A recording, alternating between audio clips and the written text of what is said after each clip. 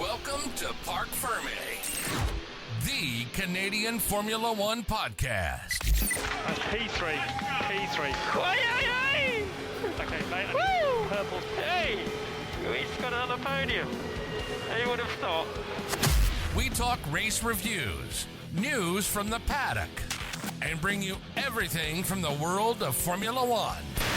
And something to limit the problem. Congratulations. Well, change your car. You've got a problem. Change your fucking car. And you change your car because Checo has been saying the car is fucked. And now your hosts, Drew, Walker, Ed, and Tomas.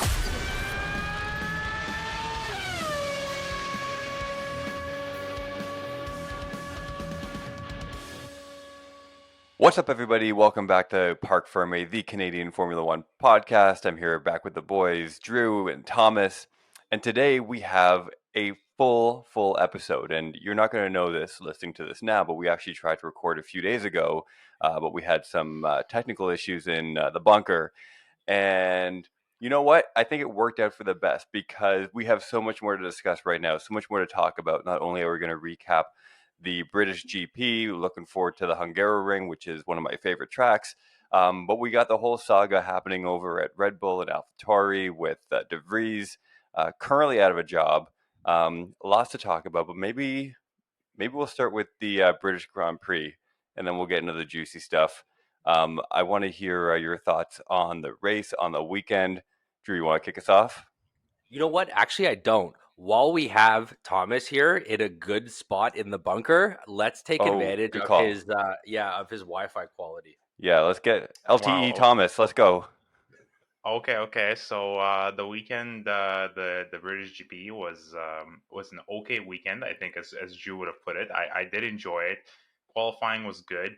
McLaren kicked ass. So what the fuck was that? That was out of nowhere. Good on them.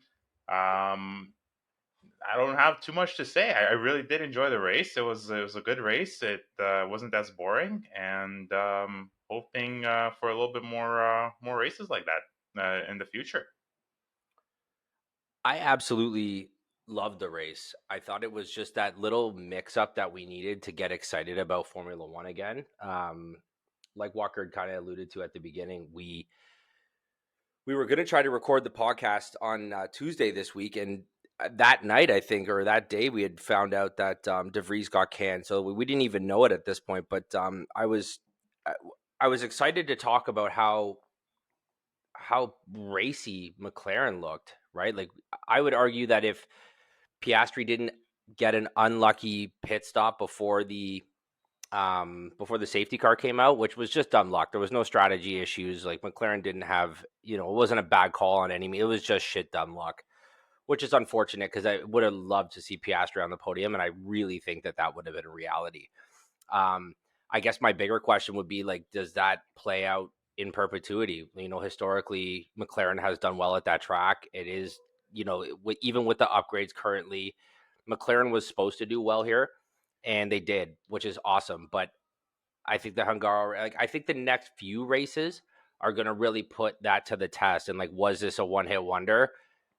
Did all the English boys show up for a home race? Because, like, everybody was looking really pacey. The only ones who weren't were wearing red. Like, Ferrari was just, they were struggle busing out there, and I don't know why they would make some of the, it was a combination of just not having the race pace plus a couple of bad calls, and I think there was an opportunity for them to kind of catch back up in the Drivers' Championship. The Constructors' Championship, but I just really don't think they had the pace. They just weren't doing it, and I think Checo really needs to step up his game. Like, being out in Q1 is just not something you should be doing in a Red Bull. Like, it's not like a once, I had a bad weekend like Monaco. Consecutive performances, yeah. In a far superior car, like lightning ahead of everyone. Like, when your teammate is winning by 25 seconds in some races, you can't even get on a podium. We got a fucking intrinsic problem here. And I think that needs to be addressed. And, we're going to get to it in a bit, but, like, I really think Checo's under some fucking heat right now. What do you got on this one, Walker? What did you think about the British Grand Prix? Yeah, so overall, I thought it was a great weekend, great race. I love the track. I love the heritage that comes with, racing at a track like that. And for me, I think what the race did was it really reinforced some trends that we've been seeing over the last several races. McLaren was, I don't know if I would call it a surprise, but it definitely reinforced the trend of them becoming faster and a little bit more comfortable in that car. The trend of Perez underperforming in a car that, again, should dominate. The Ferraris being mediocre, Mercedes kind of like meddling somewhere in the middle of that top 10. And also, let's not forget about Aston Martin having a few tough races and not being able to find that pace. And I don't know if that is a function of them falling back or just the rest of the field, really catching up to them with their development and with their upgrades. But it was just really, it reinforced a lot of the trends that we've been seeing. And I think, it took some instances that were maybe like, oh, this was a lucky happenstance, or this, the cards just fell in favor for certain cars and certain drivers and certain teams. We could maybe suggest that before, but now I think we're starting to see some consistent performances from McLaren, even though it's been just a few races. We've been seeing some inconsistency, as Drew mentioned, in someone like Perez, and then Ferrari is just like really nowhere. And I don't even know if you can blame it on strategy at this point. Like, I don't know if their strategy has really been the downfall of their performances the last few races. I think it's just been a mediocre car with guys that aren't feeling super comfortable in it. Yeah, it was kind of funny. There was a radio message with Signs where they were kind of confirming what strategy they were going to be on, and he was like, "Oh, what was Plan B again?" They were like, "You're confirming Plan A," and he's like, "Oh, what was that one again?" So I think that there's obviously a disconnect there, maybe within the team, maybe within the car, just overall. Which is par for the course for Ferrari. Which is par for the course. That I mean, is, it yeah, was so that's not out Ferrari. of the, yeah, it It was was a very Ferrari. it was a very Ferrari like message that you would expect. Um, but I thought it was like a good race, good pace. I think there was some good competition, amongst Norris and Hamilton those last few laps. And hey, Max only finished 3.7 seconds ahead of the field, given there was a safety car. But whatever, like he was within sight. You could see him. That's progress. Yes. When he passed the finish line, Lando was also on the same corner going into that straight. So that is progress. We'll take it where we can get it, right? I don't care if Yeah. it came with a safety car. I don't care. It's just fucking let's roll. You know what I saw somewhere? I don't know if I heard it or read it, but like, can we just give Max the fucking trophy now? Let him go play his like e-games. He can go do his sim racing, gain 20 pounds, do whatever he's got to do. It's over. Like, Yeah. I think after the next race, it's statistically impossible unless someone wins every other race. Like, it's over. Let's just give him the trophy. He can win. Max needs to win. That's just the type of guy he is. Go home, sit on your computer, and then let the rest of this season be fucking awesome. Because 2, 3, 4, 5, 6, dude, this is going to be a season. Yeah. Right? If you take Max out of it, this is going to be a great season. So, do you think once it becomes mathematically impossible for anyone else to win, that you technically could just like DNF your car every single race and just go fuck off in Monaco with your girl and hang out? Yeah, and still pick up the trophy at the end of the season? 100%. Are there any rules against this? That's a Kimmy move. That's a Kimi Räikkönen move. He'd walk off to the yacht. Yeah, he would literally go to the grid and then just not race, just get out of the car and be like, well, you guys pick it up. Yeah. Yeah, it's your car. You guys figure out what the fuck to do with it. Yeah, you're right, though. That second place is going to be really tight. I know Alonso and Perez are duking it out right now, but neither of those guys look particularly strong. So you have, who else is up there right now? You're going to have Hammy up there. Leclerc and Sainz will be up there. Yeah, so right now you're at Max, obviously, in first. You have Sergio with 156, Fernando with 137, Hamilton with 121. So, Hamilton is probably looking the strongest, at least the last few races in that car. So, he can definitely challenge for that second point or that second place. And then you have Carlos coming in at 83, and then there's a bunch more in the 80s. So, but those top 2 to 4, as you mentioned, can be really interesting. Who is your driver of the day? for the GP. Lando all day. That Yeah. kid drove the tires off that car. It was amazing. It was so good to see, and like I felt proud for him. Like I just Mhm. I was so excited that like he has such a good personality on and off the grid. He has so much fun. The relationships he has with the drivers are fucking awesome, and I think he's a lot of fun as a driver, and I think he deserved it because he drove well, and it's just nice to see him back on the podium. Mhm. I agree with Drew on that one as well. I think Lando, just his performance last GP was outstanding. As well as Drew said, he definitely deserved it. That was some we were waiting for a moment like this again from Lando. It was bound to happen, and I'm glad it happened. And like I said before, I hope there's going to be more moments from Lando, and not just Lando, other drivers as well.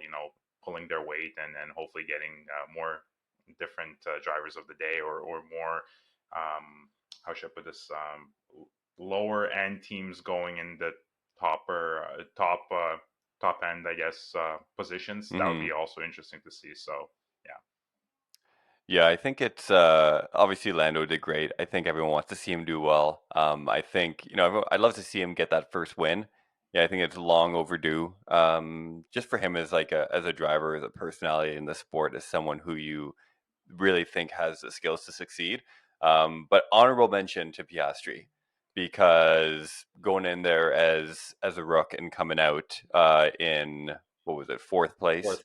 I think he did a phenomenal race. He wasn't shook. He just kind of ran his race, and I know he's kind of been touted as a future champion, and like he's got a lot of pedigree, or he's got like a high level of skill, and I think this is the first time I really saw that in him. And I think he had an amazing race. So good for you, Oscar. In case you're listening, thumbs up. I personally think my honorable mention would go to Hamilton because I Yeah. don't think that Mercedes looked very good all race, and I think he just, if it was anyone else, well, there you go, Georgie Borgi, he's your next best, and like I just don't think they were there. Like they're obviously better than Ferrari, and for some reason, Aston Martin, I would argue, has either not progressed or their car's gone backwards, Hmm. and everyone else has just progressed because like I don't think that Mercedes is looking quite slick, and McLaren took a leap forward in like the course of a couple weekends, which is insane. Yeah, it's a great point. I think Hamilton really willed that car to third place. Like it was a fight. Like I think you saw McLaren had pace and they had a fast car. And to your point, I don't think you could see that in the Mercedes. It was a struggle to kind of like pull that thing. And they had good timing in terms of like the safety car. They came in for a pit stop. That's just the way it works sometimes. But it didn't seem like it was an easy third place. It was Yeah, a well earned third when place. that safety car came in, all the top four all came into pit, which just worked into everyone's hands except for Piastri. He got screwed on that one. Hmm. But when they came back out, McLaren put Lando on those hards, which was a shock to me. And Mercedes and Hamilton came back out on the softs, and I thought he was going to absolutely tear into him after the restart. When the safety car went in, he had 2 laps before DRS came back on, and I thought that those soft tires were going to just come right up to temp and start working Hmm. a lot faster than they did. And every corner and every straightaway that Lando didn't let Hamilton by, those hards started to light up and started to work and work. And by the time the DRS came on, he was already out of DRS range. So like Yeah. they had the confidence in that car to know that those hards were going to light up in a couple laps, and all Lando had to do was keep Hamilton behind, and they were confident enough in that pace, which was impressive. Who gets your worst driver of the day, Thomas? I'm gonna go with a little bit different route. As much as I hate Nyck de Vries, and he's not really relevant anymore, I'm gonna Hate, so say harsh. Jesus. we'll talk about that later. But I'm gonna say I'm really disappointed in Alfa Romeo, and one of my favorite drivers, Bottas.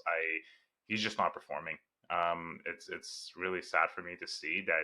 He had so much potential with Mercedes. He was always almost on the podium every single time with Lewis.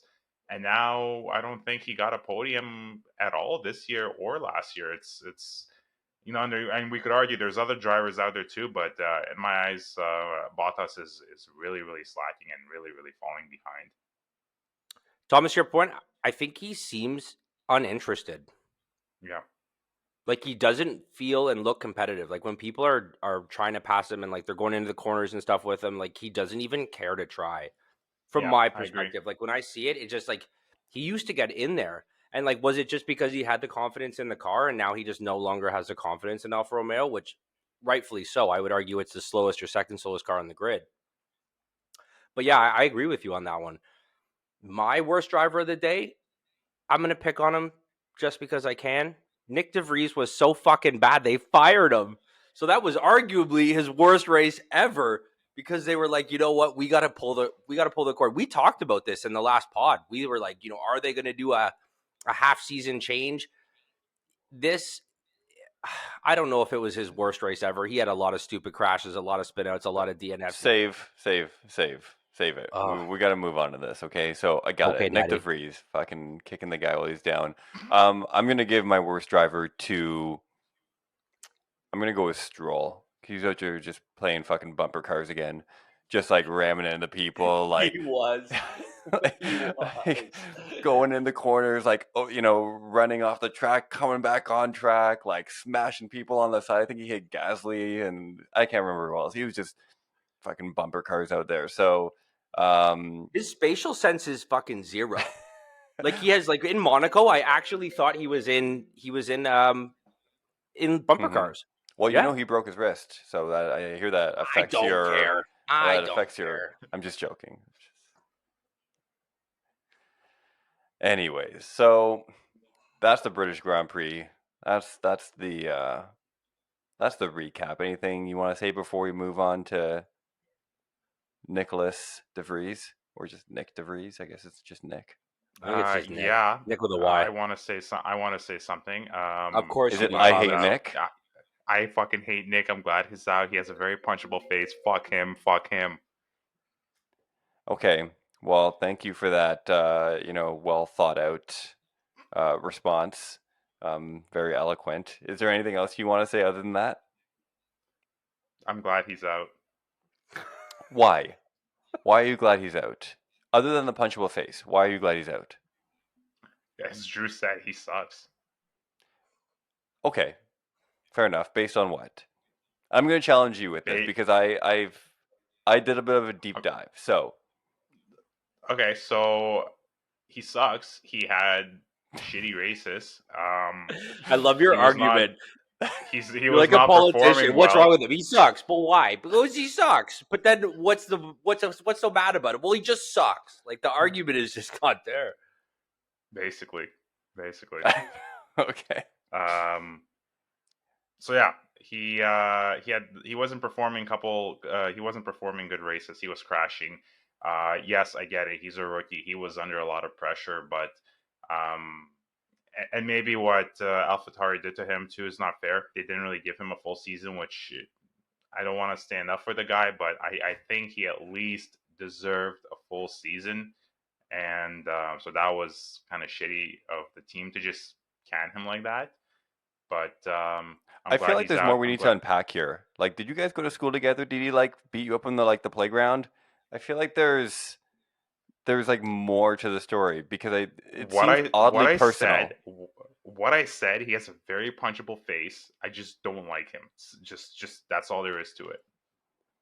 So it was just like an inherent, visceral, hate, primal disappointment. Yes, exactly. Like his ancestors killed your ancestors back in the day, kind of thing. Like it's just something you feel deep within you. Correct. Okay. Noted. Drew, you want to follow that? There's so many things to say. Begin. Okay. I don't think Red Bull gave him enough time. I also think that Red Bull made a weird call in taking Nick in the first place. I don't know if he was a long-term play regardless. I think he was a stopgap. because I think they wanted Liam Lawson to just kind of mature a little bit and kind of ferment in that like super series that he's racing. I think he's out in Japan kind of finishing off this series, and I don't know, because Liam Lawson's been snubbed for this seat twice now, right? So Danny Ric's now taking the seat, and it's nothing against Nyck de Vries, but I just think that Red Bull they've done this in the past with Danny Ric, and they, in 2017 when they put Max in that seat, it's a very Red Bull thing to do. I don't think it's completely out of character. I think this is exactly what Red Bull will do. I think it was a smart play that they got rid of him before the summer break, because I think his home race, if I'm thinking about it correctly, I think his home race is right after the summer break's done, and that would have been even worse to fire him over the summer break right before his home race.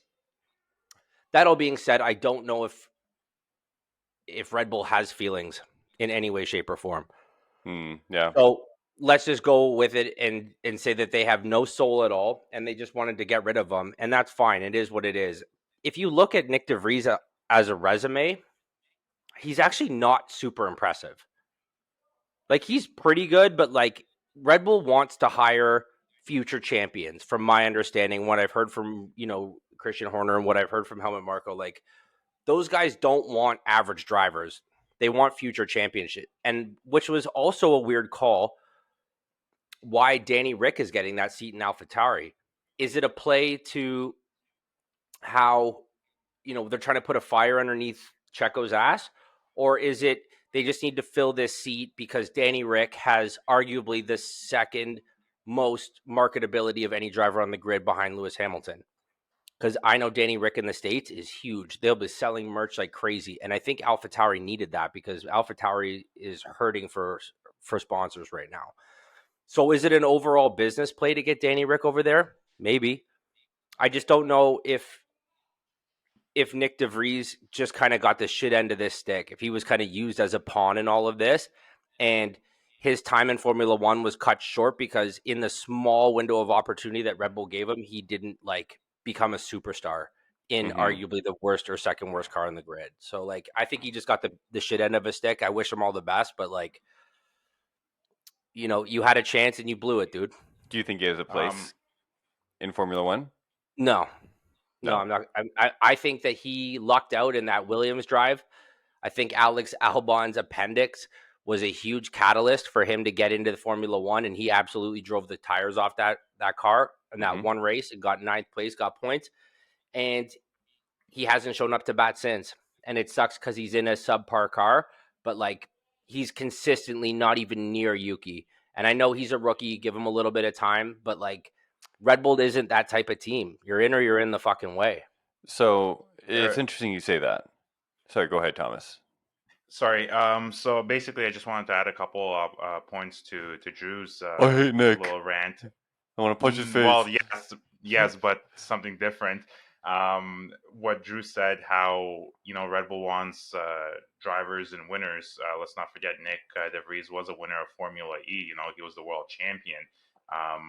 But at and the same Formula time, 2. And Formula he was a Formula 2 exactly. champion as well. And I think Red Bull took a gamble, and they thought it's going to work out. They thought he's going to work out for the team, and unfortunately, it has not. But at the same time, again, to your point, Drew, Danny Ric, just marketability is right there. He's so much more popular. He has a crowd, a really strong crowd following, and it just, at the same time, it kind of makes sense for Alpha Tauri to go that way. And the third point as well, again, as you said, putting some pressure on Checo, because this was, we said it last time. I'm like, I think there's going to be a change up before the summer break, and here we are, and they're basically signaling Checo, hey, you better start performing and winning races and getting points, or you're looking at your future. I just wanted to add that. Yeah, so I was thinking about this discussion we're going to have today, and I want to really understand, what are the benchmarks and what are we really looking at in terms of, driver expectations and success and things like that, and what determines, whether someone stays in a seat or doesn't stay in a seat.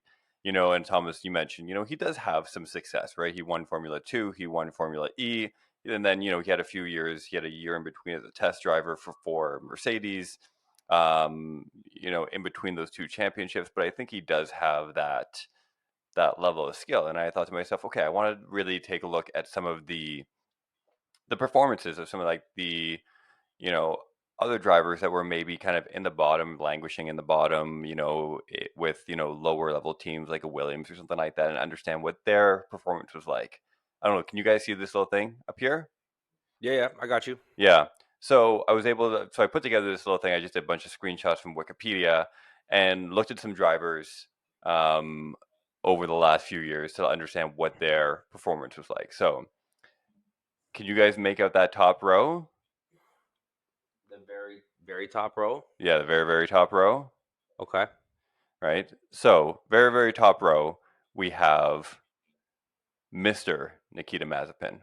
So, no surprise, right? He didn't do very well. He had a shit car.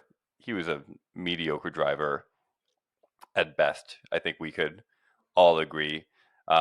Finished that one season with Haas, no points. Second section we have here, I was looking at Latifi. Let's look what Latifi did his first few seasons. First season, nothing, no points. Second season had a couple of decent races in between. Third season, again, pretty shit, but nothing really spectacular, right? And short of handing Max his first victory, he didn't really accomplish much else. We have George Russell below that. So look at his first two seasons with Williams, like nothing, no points, nothing over the top 10, right? And then we have Yuki over here, right? He's the second one from the bottom. All credit to Yuki. He came out flying that first season. Like, he killed it. Like, all the green blocks are point finishes. Like, he did amazing. He had 32 points his first season. I did not realize he was that good that first year. But he's definitely slowed down. And if you look at, Great Britain last year compared to this year, that's 23 races. He has 3 points, right? So it's not like he has been performing that well or, really letting it up. He's been placing higher than De Vries, but he hasn't been like killing it points wise. So I went back and I looked at all this because I just want to understand, what are we really comparing De Vries to, right? From past performances to the same guy that's in his car, in his teammate. And it was just, all the conclusions that I came down to were, I think it's bullshit that he got fired after 10 races. I think he deserved more time. And I don't really know if it's a move that is performance related. I think there were other things happening in Red Bull, within the management where, I think we've established that they weren't fully aligned on bringing him on in the first place. I think it was Helmut Marko who wanted him and Christian Horner who didn't. So I think there's already a bit of disagreement within the key ranks, but I don't think his performance alone, despite the crashes, despite the early bullshit, I don't think the performance alone early on really warranted his release from the team. And if they didn't have Danny Ric sitting there, I think he'd still be driving for them. And I don't want to punch you, Nick. I feel bad for you, man. I feel like you deserve some more time. And I hope, based on, who else we have going on right now and who else we have in the series, that he gets another chance, because I think he deserves it in a team that's going to give him a little bit more patience. Maybe if Albon moves on from Williams, maybe he can find a place there and kind of cut his teeth a little bit better. But I think he got a shit deal. And I don't know if it's a personality thing. I don't know if, something wasn't working there. But don't listen to Thomas, Nick. You have a great face. You know what? Just to add to your point, Walker, I do think it was unfair of Alpha Tauri to kick him out, after 10 races. I really truly do deserve, or I really do think he deserved at least a full season to maybe improve or really show his skills. I'm not happy or impressed with what they did, but at the end of the day, business is business, and they thought this was the best business decision, and that's who they went with, and that's what they did. And to Drew's point, it's a very Red Bull move. Like, it's not out of character. Yeah. He got the shit end of the stick.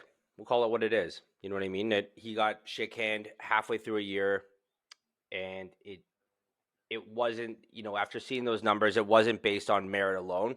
I think it proves that money talks, because DJ Mazepin was in the car that whole season because Daddy was forking out some big dozo to Haas. Mm-hmm. But I don't. Okay, let me ask you guys this: do you actually think Nyck de Vries is a good driver?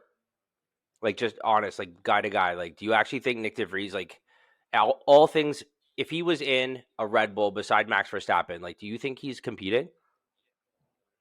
Like, did anything that he did was outstanding? Like, did it blow any of your minds? Like, let's put it this way. Let me answer this question this way, because I don't know enough, because I haven't seen enough of him.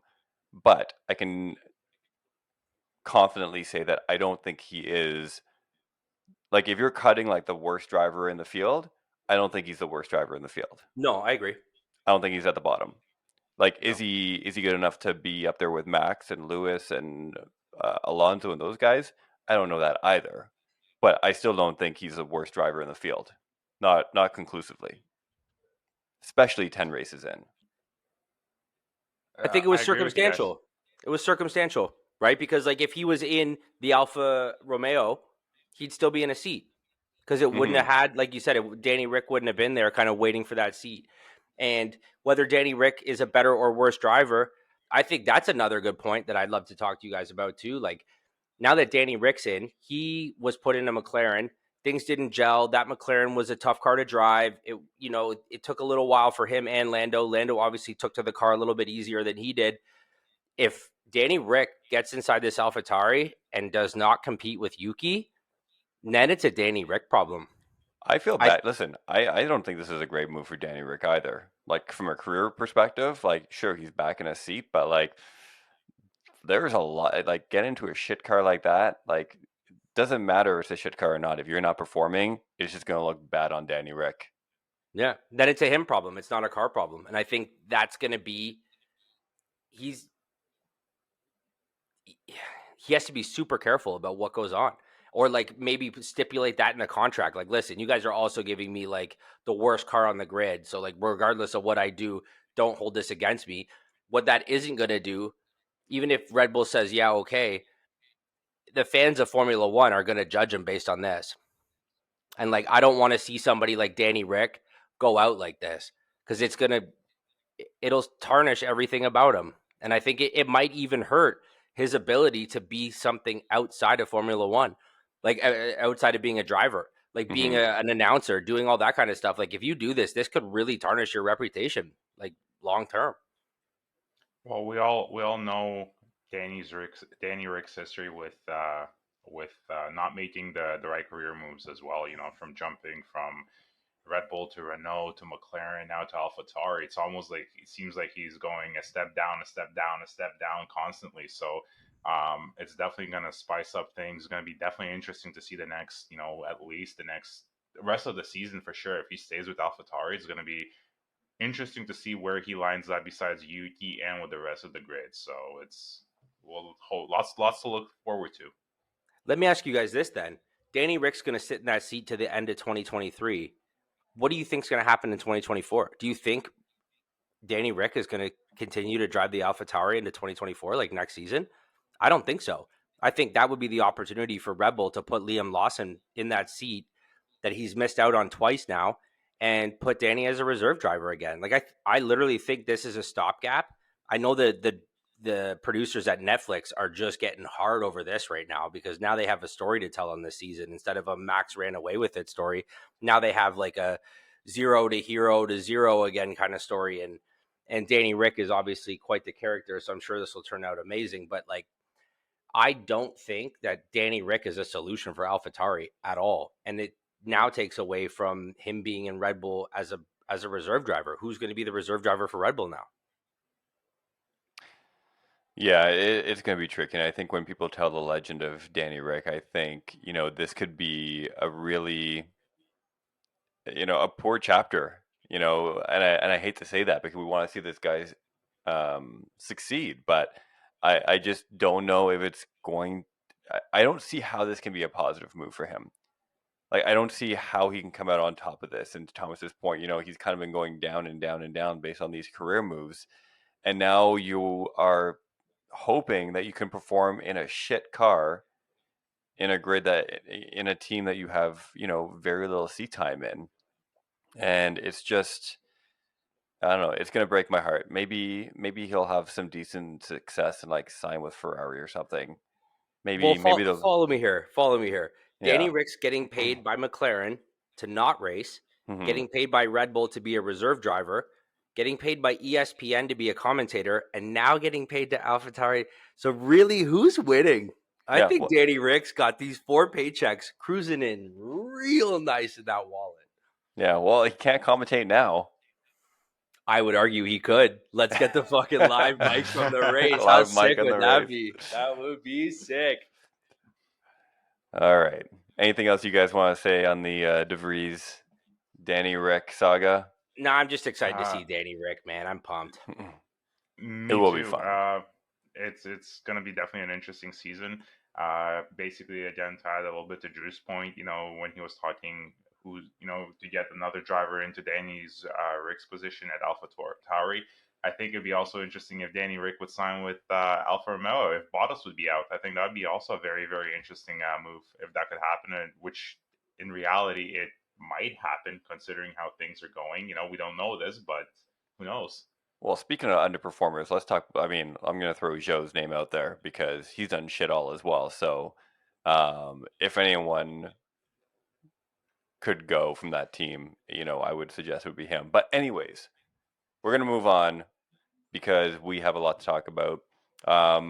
Let's just touch on the Hungary GP. We're at the Hungaroring. Maybe we'll just do some quick predictions going into it.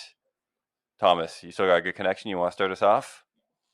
Predictions as in who's gonna place first, second, third, fourth, or what's Sure, gonna happen? let's go 1 to 4 and just let's hear it. Well, 1, obviously, Max Verstappen. 2, I'm gonna go with Lando Norris. 3, I'm gonna go with Oscar, and 4, I'm gonna go with Mr. Sir Lewis Hamilton. Wow, you're going McLaren hard. He's Yeah. double downing on the McLaren in the podium. Okay. Yeah. I'm going to go with first place, ain't no stopping Verstappen. Second place, I think we're going to see a Mercedes of Lewis Hamilton. I think third place, I would love to see Lando Norris. And then fourth place, I think we're going to see Chuckles the Buckles. I think Ferrari's going to have to pull a serious comeback here. What about you, Walker? What do you got on these top 4 boys? Okay, let's put Max up front. Second, I don't think McLaren is going to have the same level of success. I think it'll be competitive, but I don't know if they're going to have the same level of success. I'm going to put Hamilton at number 2, and number 3. I'll throw Lando at number 3. Maybe we'll have a repeat. What do I know? I don't know. It's fucking guessing. But we'll, yeah. So let's do it. Oh, I need a number 4. Let's get Leclerc up there as well. Okay, so my question is, nobody's mentioned Alonso. No. What happened to Aston Martin? Like, I was thinking about it. None of us even mentioned it. I think I did briefly at the beginning, but like, where did they go? What happened? Like, was there an upgrade that because I know, was it Alpha Tauri? I know one of these constructors did an upgrade and actually both cars went backwards in pace.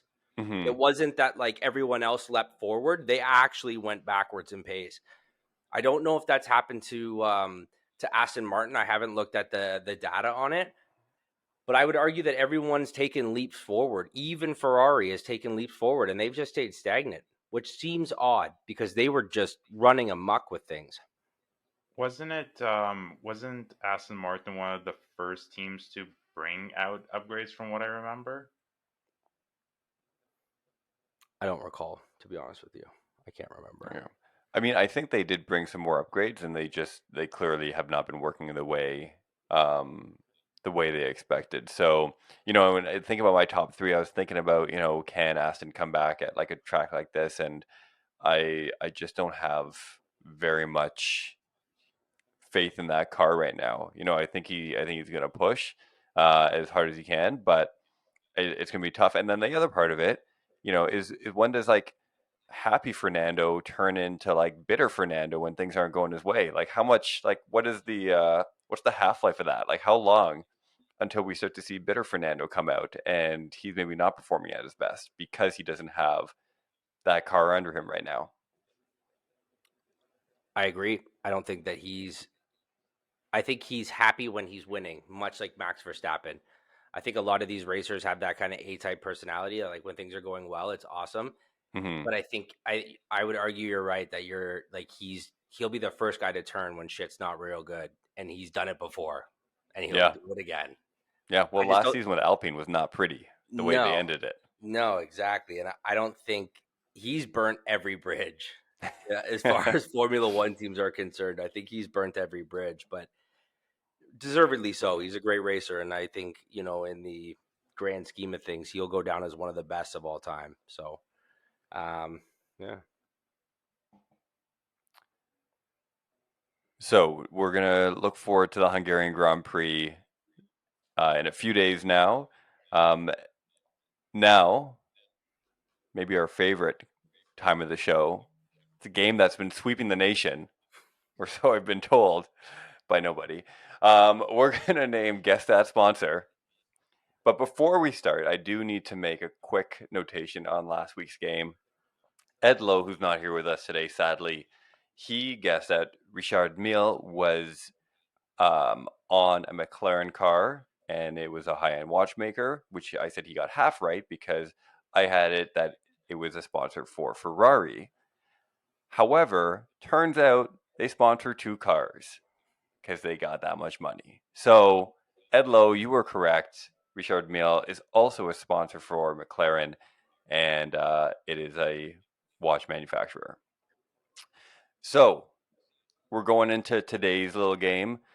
We're going to buzz in with some keywords here again. So, Drew, your keyword is Toto. Thomas, you're going to buzz in with Horner. Okay. Are you guys ready? Totally. Horner. Are you getting Horner for this game? Very much. It has to be so Horner right now. All right. First one up, bit of a softball, maybe, is DeWalt. Toto. Horner. Okay. Toto, I think you buzzed in first. DeWalt. They are a tool manufacturer. The team will be Haas. Fuck. Horner, you got a guess? DeWalt, tool manufacturer, team is Aston Martin. You're also wrong. Yes! It is a tool manufacturer, as we know. However, well, I should check this. Just make sure I didn't get it wrong again. No. But the team, as I know it, is McLaren. Really? I was going to guess McLaren just because of the color, but I couldn't see it on the car, so I don't know. Yeah, I don't see it on any of those, so I think it's just McLaren. So you guys are both wrong. Okay, next one. JCB. Toto. Mm-hmm. It is on Mercedes. I'm going to go with my absolute favorite answer. Logistics. I can't be wrong on both. Yeah, you can, and you are. Oh, yeah, I guess you can, and you are. Horner, Alpha Tauri, And JCV, you said? Yeah. Something with tools. So first of all, Thomas, I appreciate that you still buzzed in with Horner, even though there's no one else here to really compete against. So thank you for your commitment to the game. Secondly, JCB is a sponsor of Aston Martin. Ooh. And JCB, as I recently learned, is the third largest construction company in the world. Wow. We There are you go. shooting absolutely awful at all of these. Like, fuck, we are getting, I think we are arguably at like, what, 10%? I think the only one that's got it fully right is Ed. Is Ed, yeah. Yeah. So what is it? This is the third week, so that's 6. Yeah, so yeah. what's one of 6? What's that in percentage? Like 18%? Yeah, something like that. Something like that. Okay, so there you have it. Guess that sponsor. Fuck. No one got it right. Maybe No. maybe I should do some real easy ones next week. Just When to are you lift gonna have morale. like an easy ones like Ray-Ban, Ferrari, like something like that? Okay, well we'll get some softballs going next week, just so we can all feel better Just to about get some ourselves. points on the board, boys. Jesus, Yeah. I feel like Nyck de Vries over Guys, here. I was gonna say you pulled a Nick. Yeah. You're pulling a Nick. So I think that's it for us today. Any final words you want to share, or are we just gonna go straight to peacing out here? No, I think we're going to ask for anyone who's listening to get us a sponsor so that we can go to a Grand Prix for free. We're just looking for like some general admission passes. We're not asking for a whole ton. It's not like I want you to fly me to Monaco to be on a yacht. That I will expect later when this takes off. But for now, like a fucking keychain is cool from Alpine. I'll take a bullshit hat from Alfa Romeo, or maybe just a few general admission tickets to Montreal. How about some Nyck de Vries paraphernalia now that they have some extras hanging around? Great idea, Walker. Took the words out of my mouth. Let's get some Nyck de Vries hats because they are worth 0. Yeah. Can we get some Oh, posters for Thomas's bunker? We can put them behind them. I'm on it. Punch the I'm wall all day definitely long. gonna order like a picture of Nyck de Vries' face right behind me. That's what I'm gonna get. 100% you need to do that. That'd be fucking gold. That would be gold. Oh, speaking of Nyck de Vries, just quickly, did you guys see that photo with him and Toto Wolff in Monaco Cafe and Nick's face, like just about like crying or something like that? Yeah, and then I saw the meme where it says, "Okay, Nick, now that you've done the secret mission for getting all the information, tell me all about their car." Or the one where it says Toto collecting drivers as fast as Pokemon cards or something like that. Yeah, man, too good. You guys, savages. All right, well, there you have it. That has been Parc Ferm, the Canadian Formula One podcast. We're here every week recapping the races, talking about Formula One news and all that good stuff in between. If you're listening to this on a podcast, which you probably are, because I don't know where else you would hear it, except YouTube. But if you're listening to us, rate, subscribe, leave a review, tell your friends, sponsor us. You never know. We're not picky. And if you're on YouTube, subscribe, leave a comment. Check out the link to the Discord server. Lots more conversation and fun going on there in the show notes. And until next time, ciao, ciao. Awesome. Thanks, guys.